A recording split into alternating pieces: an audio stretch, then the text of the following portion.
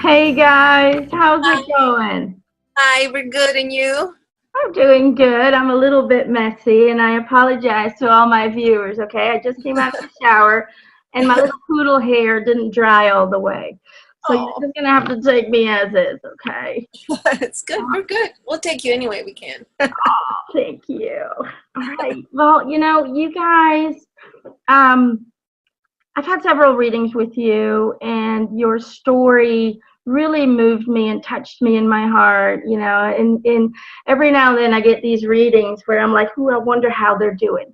I start to reminisce on the things that were discussed, and I start to really, yeah, I get you guys in my head, and I start to wonder how it's all doing. And your story is very inspirational because it takes a lot of courage and a lot of spiritual insight to be able to deal with what you're going through in the way that you're doing it. And that's why I wanted to share your story with my viewers, with our blog members, because I think it could be inspirational to all of us.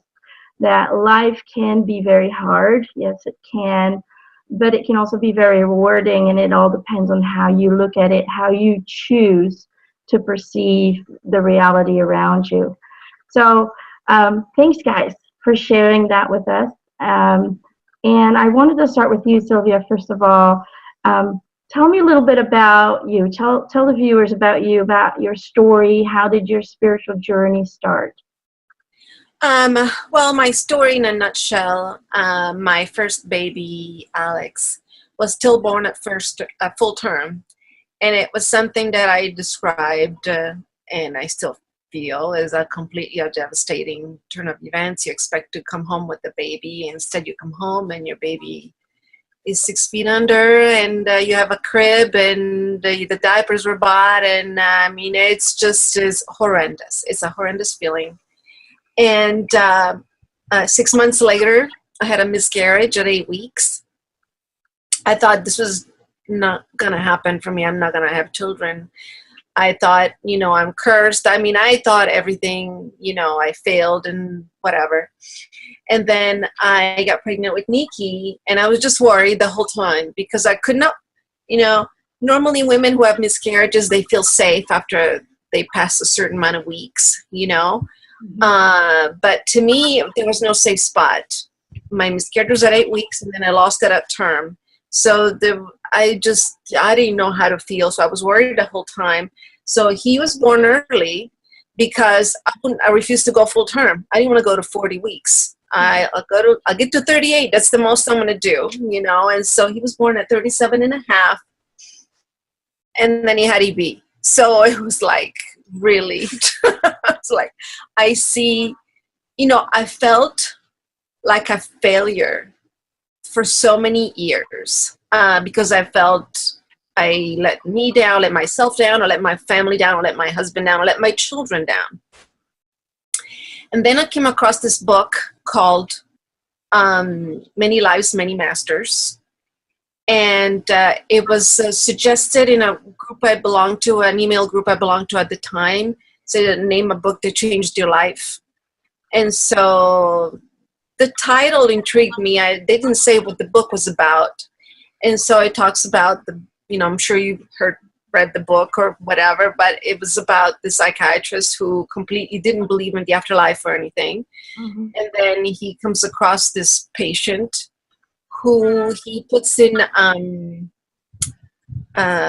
hypnosis to just find out what the root of her problems were. And the root of her problems were in a different lifetime. And so she's putting me on. He was absolutely he did not believe a word of it, until, at the end of the book, you'll see his journey coming through with it. His name is Brian Weiss, the author. Then after that, I read a lot of books all the time. It takes me months to read a good book.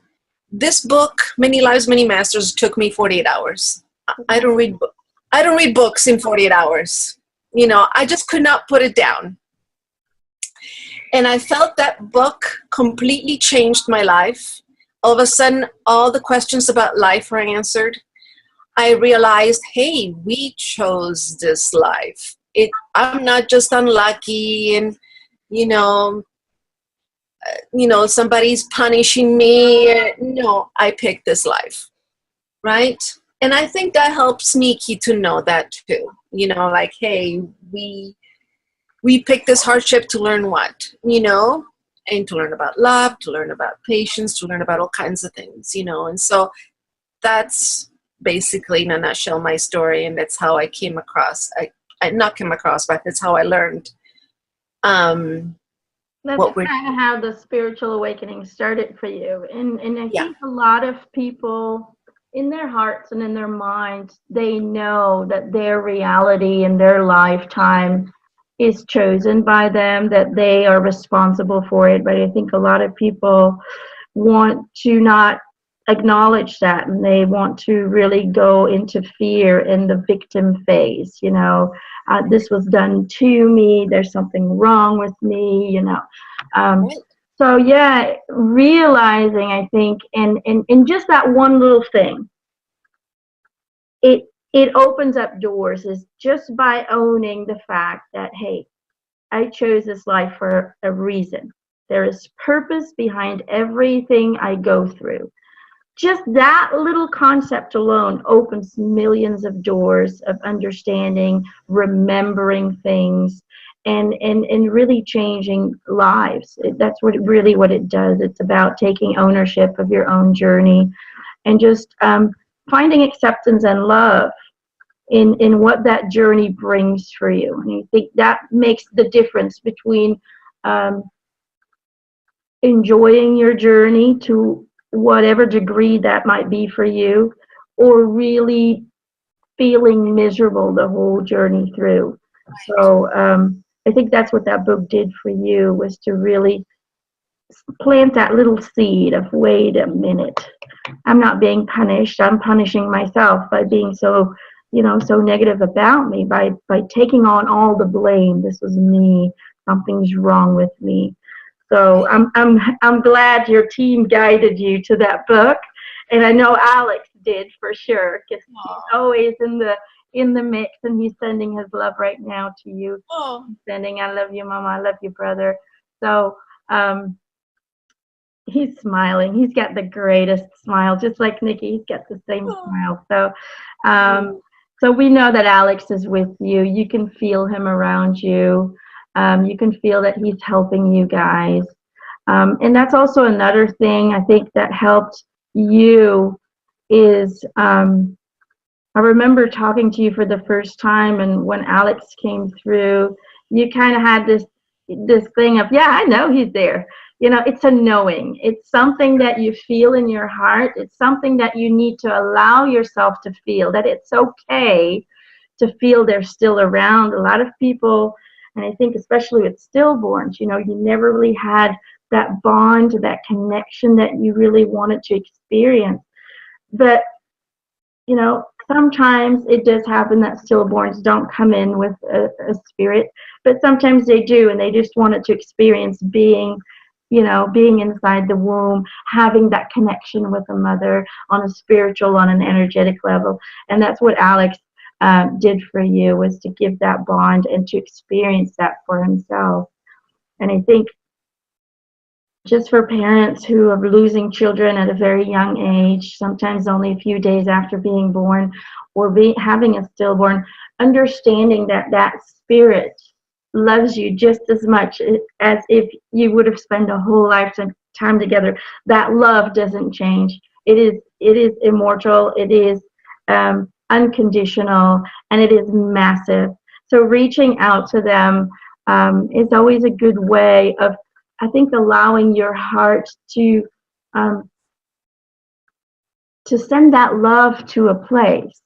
Because I think the reason we're grieving is because we have a lot of love that has nowhere to go. We're thinking it's over, it's done. So what do I do with this love that's inside of me? And that love gets stuck, and it starts to hurt. That's why our heart hurts when we're grieving. But when we know they're out there, and we can send that love in a direction and say, hey, they're right next to me, I'm giving you my love, then that grieving process can really start to resolve, and it can turn into an unconditional love. And then knowing that one day we will meet, Right. one day we will embrace each other. And I think that's my message to everyone out there who's lost a baby at I such a mean, young. I see angels everywhere. Every time there's this particular thrift store I go to all the time, and at least once a month they have a new beautiful angel. I gotta get it. I mean, it's just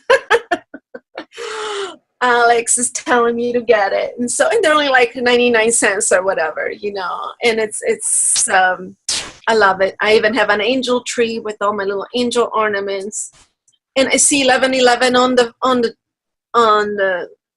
on watch all the time. So, baby, you see it too. Oh, Yeah, he's looking at they will send you messages, synchronicities, songs. They will send you dreams and feelings and thoughts. So it's just about opening your awareness. Know that they are there, know that they're reaching out, and know that they love you unconditionally.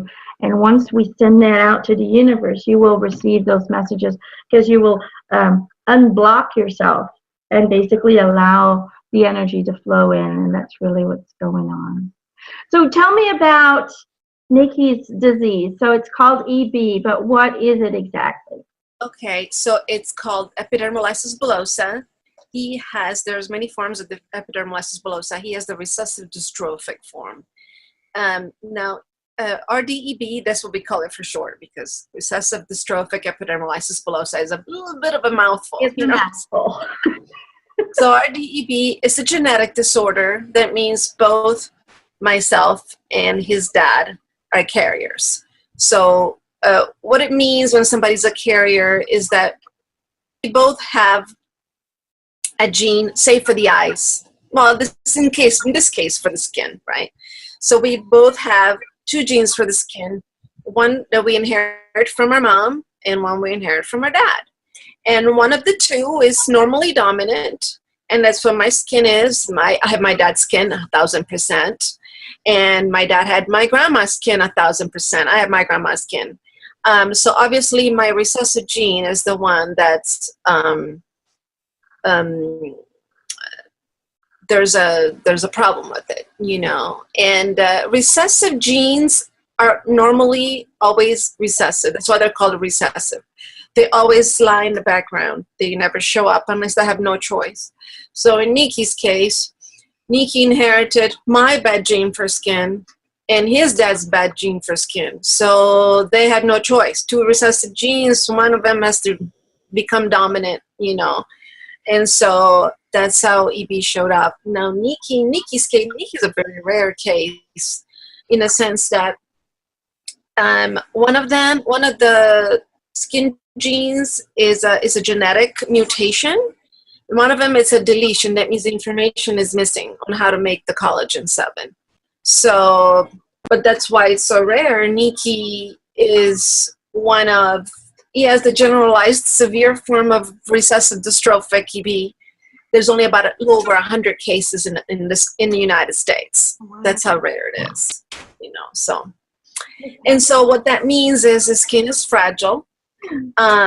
His body does not produce the collagen type 7. The collagen type 7 is a kind of a glue that holds the layers of skin together. He makes none of that. So the moment you do this sort of thing, just a little shear of the skin peels right off like wet tissue paper.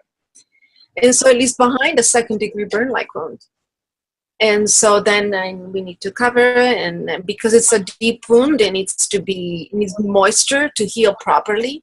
So that's why he's bandaged. And then the problem is the more an area gets wounded, areas like knees and elbows and areas, like that, then the easier it is to wound that area again. And so it's just a perpetual thing where, EB in a sense is kind of like AIDS. AIDS doesn't kill you. The EB doesn't kill you, but it's the consequences of having all these wounds. So infections, skin cancer, poor nutrition, and because it also goes into the throat and esophagus. And so you know, most kids have G tubes that are as serious as Nikki, you know, and so yeah, that's in a nutshell. Of course, they lose all their nails. He lost all his nails by the time he was 1, and so which is we feel as like blessing in disguise because yeah, otherwise he would scratch himself to death, you know. So. Right. But he's really, I mean, it's almost imaginable for somebody who's not going through it, but he's in a constant state of pain. Yeah. He's basically walking around or moving around with third-degree burn wounds without them ever healing, without them ever restoring. It just kind of, you know, one thing might get a little bit better, but then it opens up again, and it's constant. Right. God, it's constant. It's really hard to imagine just the pain that he's going through. Is he on constant pain medication for that? How does that work? Oh yeah, he's on medication. Over the years he's changed things, but right now he's on methadone and Dilaudid, and it works pretty good, right? Hydromorphone, which is Dilaudid, yeah, and it works really good for him. And he's got areas like on his arms and his knees that are just, they never heal. They maybe heal one side and then another one opens up and he gets another blister. It's a constant state of... On my knee, the one would be like here, and then it would go over here, and then down or up. We just move around. Yeah, we just kind of move around, but stay in the same general area.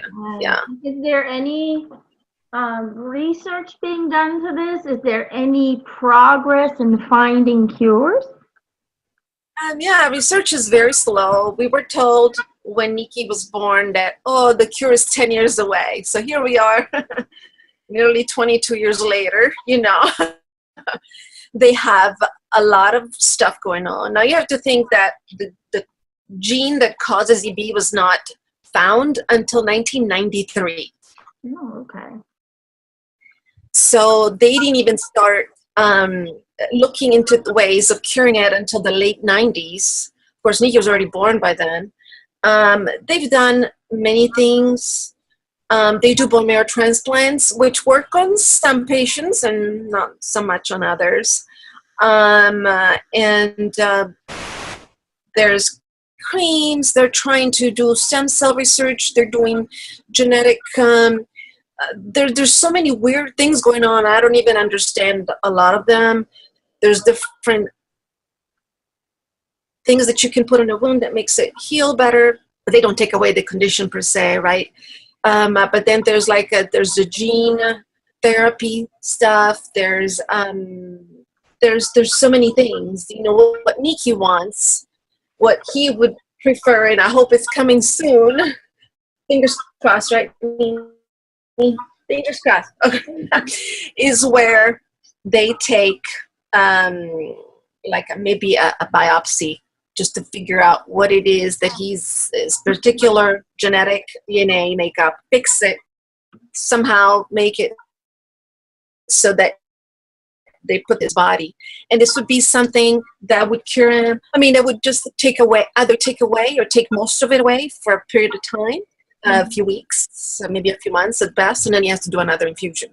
We would be thrilled with that. I bet we would love that. So we'll see. We're waiting. Nikki's over 18 now, and so he's able to be part of all kinds of trials and things. And so he's willing, as long as there's not too many biopsies.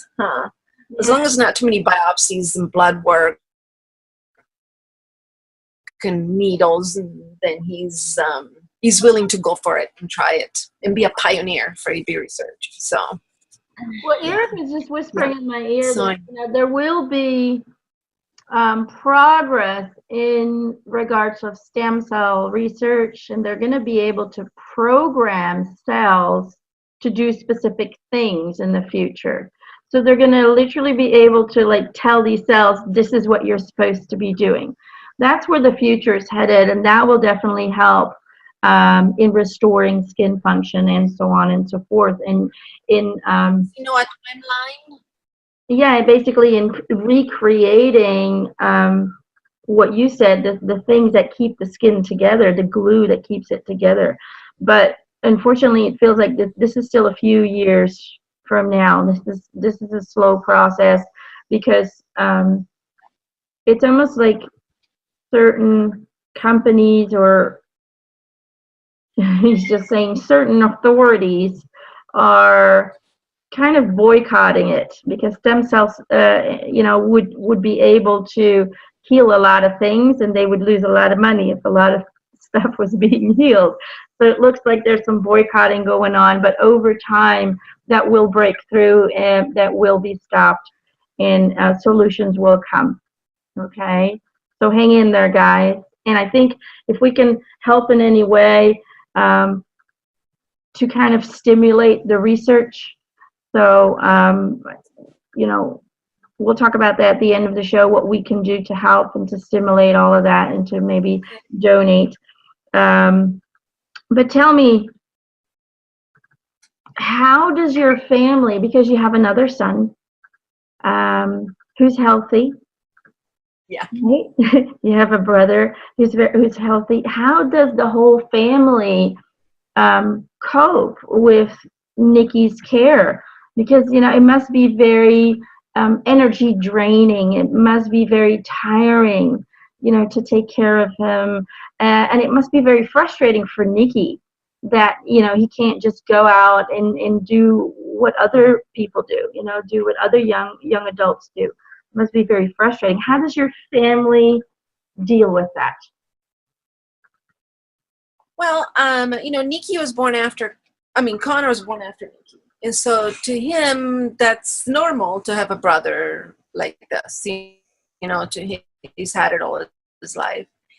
And I remember Nikki, when Connor was about 1 year old, he was able to pick up a big ball with one hand, and Nikki was amazed. I remember him telling me, I can't do it. I am 12, or whoever old he was at the time, and I can't do it.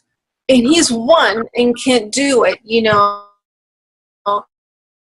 I just don't wish him to have EB. I just wish I didn't have it, And so, but it was cute because ever since Connor was little, I used to put him next to him on the bouncer, and Nikki used to love that. And they've been pals. They are pals.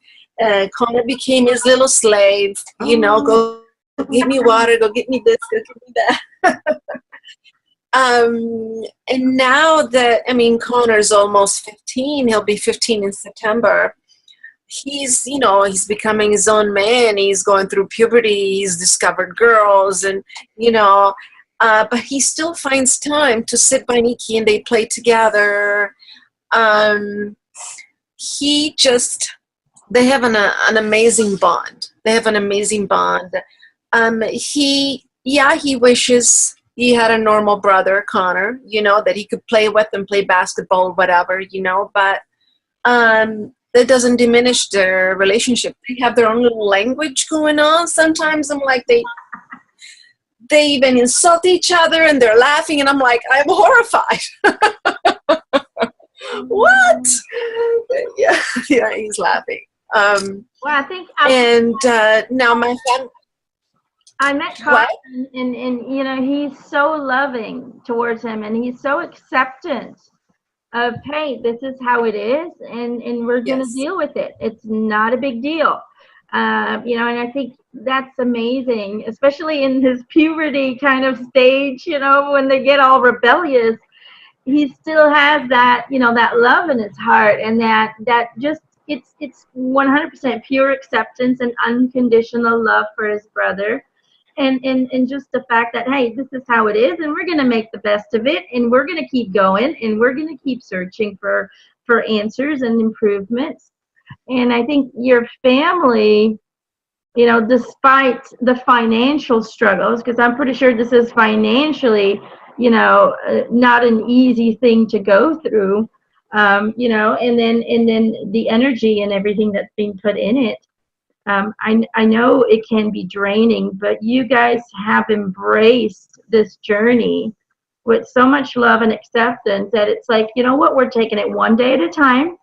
We're going to see what happens, and we're going to make the best out of every minute that we have together and just see what tomorrow brings.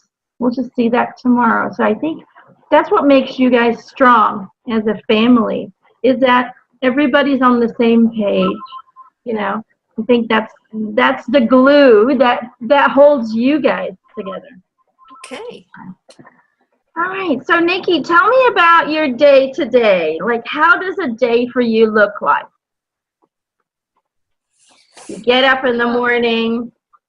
What happens? Yeah, like in the morning, I roll to the desk and I just play really all day. I just relax. And then we go to gauze, change bandages, and then go back to sleep. You do get tired very often. Is that because of the medication as well? A little bit, yeah. Yeah. Yeah, he sleeps a lot. He sleeps a good 10 to 12 hours every night. Yeah, and then he just plays. He just distracts himself from, yeah, he has online friends, huh, baby, that play different games. Yeah. Then he calls me, Mama, I need milk, or I need this, whatever. And that's it. Really, that's his life. He's just, unless we have to go somewhere like the hospital or wherever, we try to do fun things. Like our newest thing is going, well, new, we have done for a while. Could be the audience of, TV shows, right? So we've seen Big Bang Theory, we've seen Men with the Plan, we've seen Young and Hungry. We're gonna go see next month, one day at a time. So we'll see. It's fun. It's something you can do. You can just sit in the audience and enjoy watching. A lot of fun. Yeah, and it also gets them out of the house a bit, and you get an experience. Yeah. I think it's a lot of fun. I'm glad you guys are doing things outside of the house as well. I know it's probably not easy. It's hard to do anything. So for the longest time, I looked at what could he do. Well, he can't really do anything, but being in the audience, and it's fun. It's fun. Yeah. Yeah, you get to meet the actors as well. Right. We did. We got Kaylee Cuoco is the one that supports the EBMRF a lot, and so she sees us in the audience. She comes up, she talks to us, and it's she's really sweet. She's amazing. I keep gushing about her because she's so sweet. But anyway, yeah, we do that, and we've gone to fundraisers before. We met her at the EB fundraisers before, and so that's why she recognizes us. Or recognizes Nikki. Nikki's hard to forget. It's just, I bet he is, and I bet he's very smooth with the ladies too. That's right. Yeah, he's got this cute picture of the Marfa with this model, and she just gushed all over him, like, "Oh my God, Nikki!" It's his energy, It's his energy. He just has a very sweet, honest, compassionate energy around him, and people feel that, and people want to talk to you, and people want to give you a hug, but that's probably very hard for you, but. I think people just know that. I see your energy. I see a lot of purples, and I see a lot of whites. So, you're doing exactly what you're supposed to be doing. You're learning, you're growing, and you're expanding as a soul.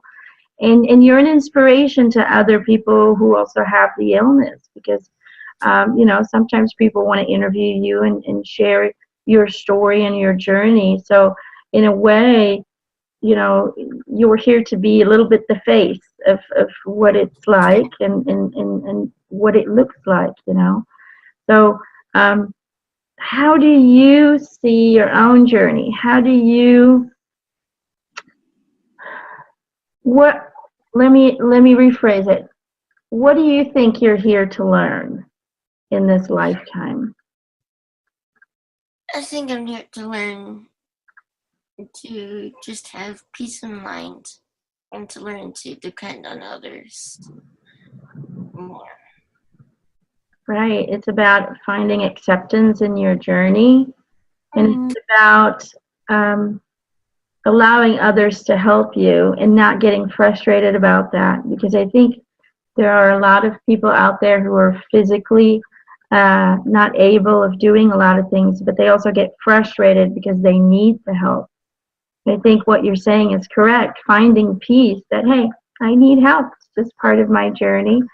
And in finding appreciation and love for the people that do help you um, is a big part of your journey here. And you're doing a great job. So let me ask you this: do you have any big future plans? You know. Um, once I once my ED gets either completely or partially fixed, I want to go to culinary school and maybe cook like in a pastry shop or somewhere. I just want to cook as my job. Yeah, go work for them, right? Well, keep that manifestation going. Keep visualizing it. You know, this is your journey. You can create it and manifest that reality in whichever way or form it might be coming to you. But I understand why you want to do it. I think food is love. We feed each other because we want to make people feel good. We want them to be healthy. And so you want to share love and you want to share compassion, and that's what it's all about, you know. They always say love goes through the stomach. At least that's what they say over here. I don't know if they say that over there, but that's what they say over here. You know, food is love. Food is compassion for each other. Feeding each other is a very mindful and compassionate act. So that just shows the world just how compassionate and loving you really are. And just a creation process. I think you're longing to be able to create something with your hands, something you're doing on your own, and that you can see the results of that. So I think that's another dream of yours, to be able to physically create something and say, hey, I did that and I can be proud of that. That's right. So for everybody who's watching, anybody that's in a pickle, anybody that is physically handicapped, that is going through illness, that might have children who have illnesses, what do you want to say to those people? What message do you want to share with the world?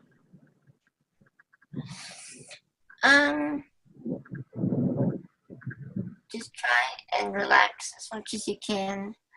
Try not to stress over anything as much as you can, and find a distraction to help you cope with whatever you're going through. Yeah, it's about learning to focus on what matters and taking away the focus on the things you can't change. If we stare blindly on the things that hurt us, on the things that at this moment we cannot change, we become very bitter and we become very negative inside towards ourselves, towards others. And what you're doing is you're distracting yourself. You're putting your focus on what makes you happy, on what creates joy inside of you, and that's the way to go. Choose the direction you want to look into, and you're choosing to see it from a positive view. Things will get better. They will find something, and I will become that chef. That's the attitude we all need to have, you know. And I think it's a good lesson for everyone.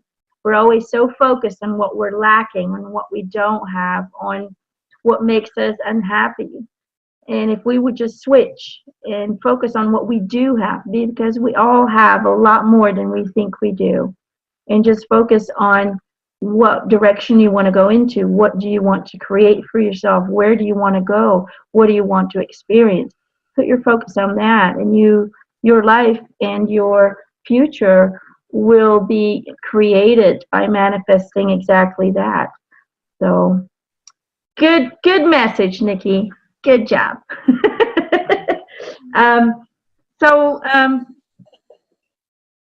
Any last advice from you, Sylvia, for parents who might be going through this or something similar, parents who might Yeah, have lost a baby? Anything from your perspective?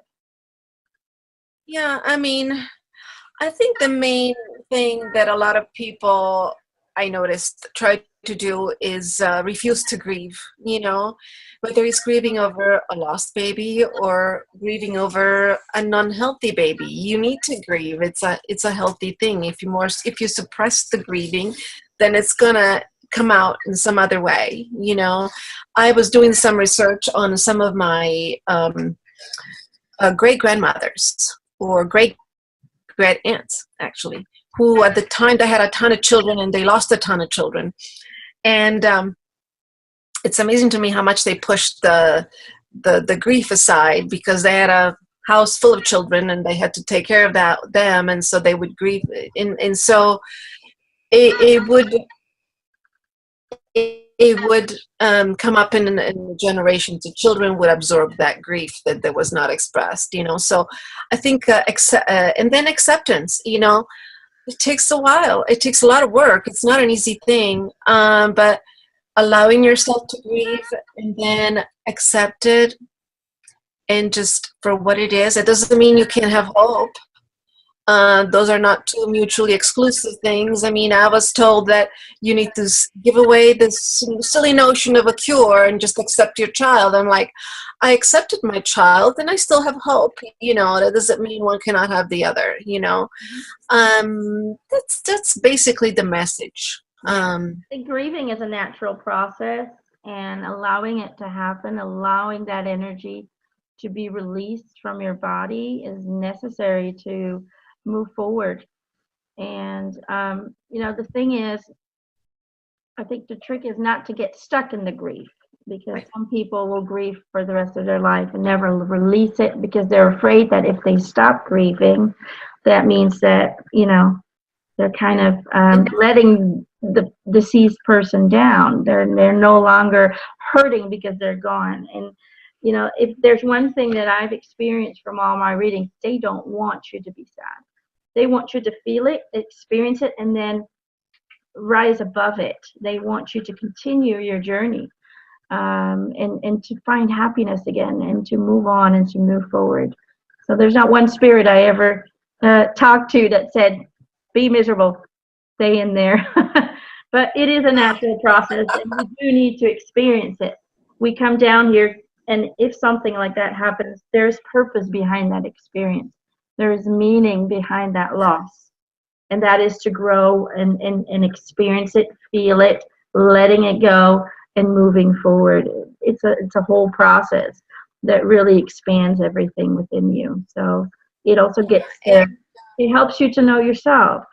How do I deal with right? And I remember when my first reading, because I was asking why Alex had to die, and he said, well, you experienced this to be able to take care of my brother, because and that was the very truth, because when Nikki was born, everybody was telling me, why aren't you upset? He has this awful disease and stuff. And I would be telling me, you don't understand. He's breathing, he's alive, And that's, Alex taught me that, because with Alex, there was no hope. There was nothing. It was over. He was 6 feet under. And so there's hope, because he's here, huh? Oh, and I just love this space so much. guys are adorable. So I know you've written a book. Tell me about the book. Okay, it's called Butterfly Child, A Mother's Journey. And it's basically my journey from the time I lost Alex. I talk about losing Alex, and then the miscarriage, and then his life. And the reason why I wanted to write that book is because I'm here in the United States, and we have this crazy thing about the insurance companies. I grew up in Europe, and so in Italy we have national health care. You don't really need to worry about how we're going to pay for this surgery or whatever. You know, I remember my grandma had breast cancer, and so she was in and out of the hospital for many years. She lost all this hair. I never once remember hearing conversations about a copay or where we're going to pay for this or pay for that, you know, and all of a sudden here, there was, you know, this $300 copays. There's the insurance won't cover that. Insurance won't cover that. It was just so mind effing, you know, that I'm like, people don't understand, you know. One thing is, me as a healthy person, I go to the doctor, you know, once a year. I get my $20 copay. It's no big deal.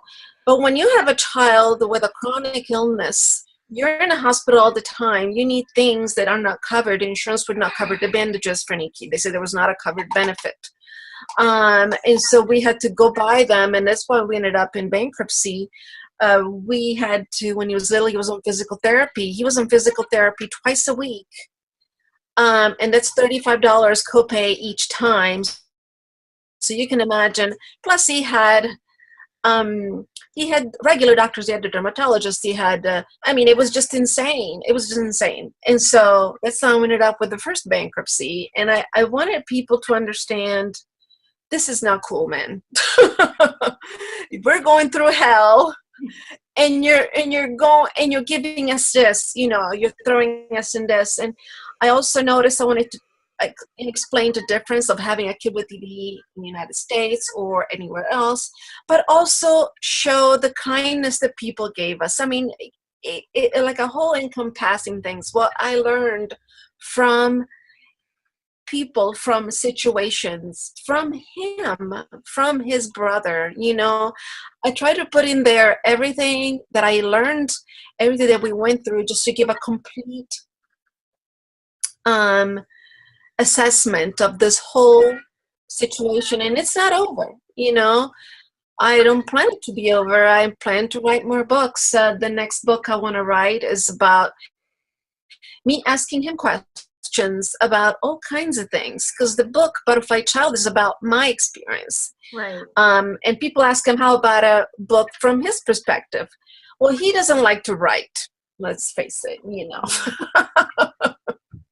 That's where he's got his mom. He told me once, yeah, I hate words, I hate to read. I was like, so I'm coming up right now, and it's a process. I'm coming up with hundreds of questions that every night as we do we change bandages, I'm going to start asking him 2 or 3 questions, you know, and eventually I'll have a book out of it, you know.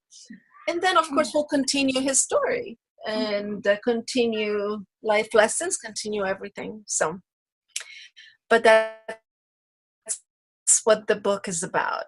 Explains about EB, explains about different things too, and my spiritual journey as well. Okay. So where can we purchase this book? Where is it? It's on Amazon. It's actually available on all online retailers, Barnes & Noble and Amazon. And it's for the Kindle. It's on ebook. It's for the Nook. It's for, you know, it's on print and ebook too. So it's available for Kobo. Lulu. Lulu's the publisher. So that's actually the cheapest way to get it is through Lulu. And if you go on my website, butterflychildthemothersjourney.com, there's the link to all the different ways you can get it. And there's also a link to it from my blog, which is blog.sylviaskingdom.com. Okay, well, we'll put all that information on here so people can find you. Is there any other way that we can help? There's an organization, 2 EB organizations that we really love. One is the EBMRF, which is ebmrf.org or ebkids.org. And that's the whole thing, is finding a cure for EB. Mm-hmm. And then there's the EBRP, the EB Research Partnership. And I think that's ebpartnership.org, but I could be wrong. But they are also, it's a couple of families with EB children that are raising amazing amounts of money for a cure. And then, of course, there's Deborah.org. And that's more of a support organization. They do fundraisers also to find, cures, but there's also support organizations. They sponsor conferences and they help families and stuff like that. So, any of those organizations are great. I have a link to all of them on my blog. At the bottom of my blog, I have all linked to all of them. And so other donations, or even just a like on their Facebook page and a share every now and then, that helps fantastically. And I think everybody could probably send Nikki a message too. I'm pretty sure he'd enjoy that. Yeah. Messages from people in support, love and healing. So Yes. I'm going to send you love and healing. I always have since the first day I met you. And, we're going to continue to send out that manifestation of that cure, so we can give Nikki a really bright future. How's that sound?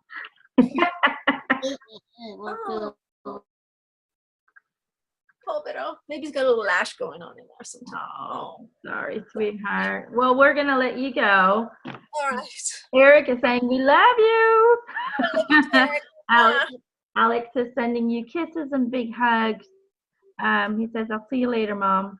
And thank you, guys. Thank you for sharing your story and for being so brave. I love you, guys.